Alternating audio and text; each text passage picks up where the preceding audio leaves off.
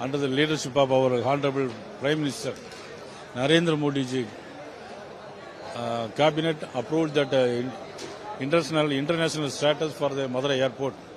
It is welcoming one.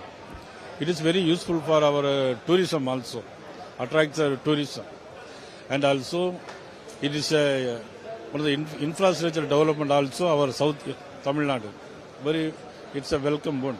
Not only that, our those who are in abroad, our Indian nationalists also coming frequently for the South Tamil Nadu.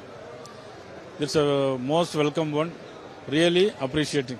Sir, tomorrow Prime Minister Modi will attend the NDA rally. This is the first opportunity to attend the third rally.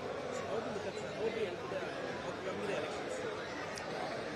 Nowadays, most of the Tamil people welcoming Honorable Narendra Modi ji because of his leadership in the worldwide leadership.